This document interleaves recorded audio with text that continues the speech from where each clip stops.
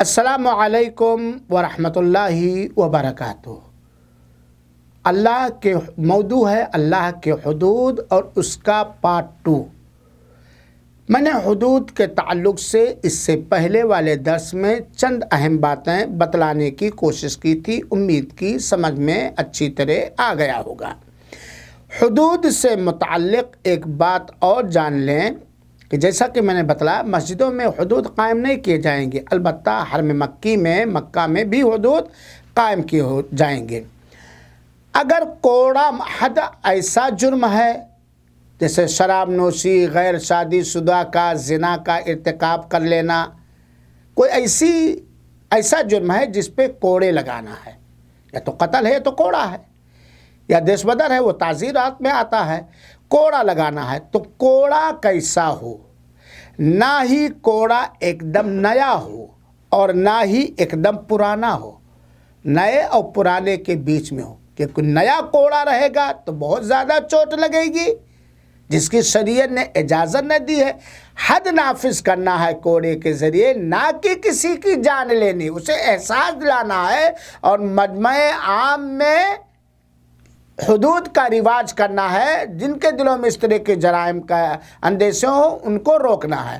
تو کوڑا اگر لگایا جائے تو نہ کوڑا ایک دم نیا ہو اور نہ ہی ایک دم پرانا ہو، یہ علماء کرام نے اس چیز کو ذکر کیا ہے۔ دوسری بات، کوڑا لگاتے وقت جس کو کوڑا لگایا جائے گا اس کو ننگا بدن نہیں کیا جائے گا، اس کے کپڑے نہیں نکالے جائیں گے، کپڑا وہ پہنے رہے گا۔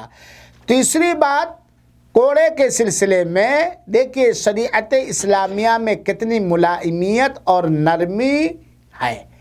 تیسری بات یہ ہے کہ کوڑا لگاتے وقت کوڑا لگانے والے اس شخص کے بدن پر جس پر کوڑا لگایا جا رہا ہے ایک ہی جگہ پر نہیں مارے گا، مختلف جگہ، کبھی چٹھے پہ مارا، کبھی پیٹھ پہ مارا، کوئی کمر پہ مارا، اور ایسی جگہ پہ بھی نہیں مارا جس سے آدمی مر جائے یا ہڈی ٹوٹ جائے یا چمڑی کٹ جائے۔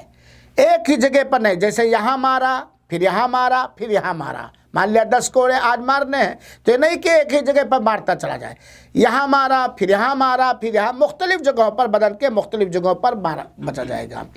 چوتھی چیز یاد رہے، چہرے پر نہیں مارا جائے گا اور نہ ہی سر پر مارا جائے گا، نہ ہی شرمگاہ پر مارا جائے گا، اور نہ ہی ایسی جگہوں پر مارا جائے گا جہاں سے چوٹ لگنے سے عام طور پر آدمی مر جاتا ہے۔ البتہ اگر عورت پر کوڑا مارا گیا تو اس کے کپڑے کو باقاعدہ لپیٹ دیا جائے گا، باندھ دیا جائے گا، تاکہ چوٹ لگنے پر ایسا نہ ہو اچھلے کودے اور اس کی بے پردگی ہو جائے۔ تو کیا کوڑا مارتے وقت کیا نہ نیا ایک دم نیا کوڑا ہو، نہ ایک دم پرانا میڈیم ہو، اور جس کو کوڑا مارا جائے گا اس کو ننگا بھی نہیں کیا جائے گا، اور اسی طریقے سے اس کا کپڑا بھی نہیں نکالا جائے گا، اور مختلف جسم کے مختلف حصوں پر مارا جائے گا، اور اس کے چہرے پر نہیں مارا جائے گا، سر پہ نہیں مارا جائے گا، شرمگاہ پہ نہیں مارا جائے گا، ایسی جگہوں پہ نہیں مارا جائے گا جس جگہ چوٹ لگنے سے آدمی عام طور پر مر جاتا ہے۔ اور اگر عورت پر کوڑا لگایا جا رہا ہے تو اس کے کپڑے کو لپیٹ دیا جائے گا، باندھ دیا جائے گا اسی کپڑے کو، تاکہ کودنے اچھلنے پر بے پردہ نہ ہو جائے۔ اللہ کے حدود سے متعلق ایک اور اہم مسئلہ، اگر کسی آدمی نے ایک ہی جنس کا کئی بار جرم کیا ہے تو اس کے اوپر ایک ہی حد لاگو ہوگی۔ اگر کسی آدمی نے ایک ہی جنس کا کئی بار جرم کیا ہے تو اس کے اوپر ایک ہی حد، جیسے زنا ہے، اس نے 2-3 بار زنا کیا ہے، چوری ہے، اس نے 2-3 بار چوری کی ہے، تو اس کے اوپر ایک ہی حد جاری کیا جائے گا، کیونکہ ایک ہی جنس کا جرم کئی بار اس نے کیا ہے۔ لیکن اگر مختلف جنس کے جرم کیے ہیں، جیسے کہ ایک کنوارے آدمی نے زنا کیا، پھر اسی کنوارے آدمی نے چوری کی، پھر اسی کنوارے آدمی نے شراب پیا، تو یہ زنا کرنا، چوری کرنا، شراب پینا، یہ مختلف جرم ہو گئے نا، تو اس پر ہر تو اس پر ہر جرم پر سزا دی جائے گی. اگر ایک ہی جنس کا جرم کئی بار کیا تو ایک ہی بار حد نافذ کیا جائے گا. اگر کئی جنس کا جرم کیا، جیسے ایک بار زنا کیا، پھر چوری کیا، پھر شراب پیا وغیرہ وغیرہ، تب ہر جرم پر اس کے اوپر حد لاگو کیا جائے گا، اور سب سے پہلے ہلکی سزا دی جائے گی.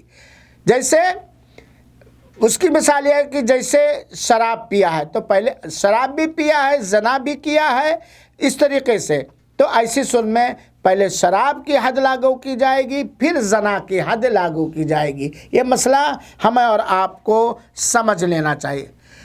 ایک اور مسئلہ جان لیجئے، اللہ کے حدود میں سب سے سخت حد جو ہے وہ زنا کی حد ہے.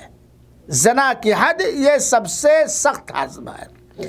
پھر اس کے بعد تہمت لگانے کی حد، یہ سب سے بڑا حد ہے. یعنی اگر کوڑا مارنا ہے تو سب سے زیادہ کوڑا جو ہے یا سخت کوڑا جو ہے زنا کا ہے. پھر تہمت لگانے کا ہے. پھر شراب پینے کا، شراب پینے والا ہلکا ہے، اس سے ٹھوس تہمت لگانا ہے، پھر اس سے ٹھوس اور سخت زنا ہے. یا ایک مسئلہ اور جان لیجئے کہ کیا حدود کے نافذ کرنے میں شفاعت جائز ہے؟ یقیناً حدود کے نافذ کرنے میں شفاعت جائز نہیں ہے، جس کا بیان انشاءاللہ العزیز اگلے درس میں کروں گا. وجزاکم اللہ خیرا.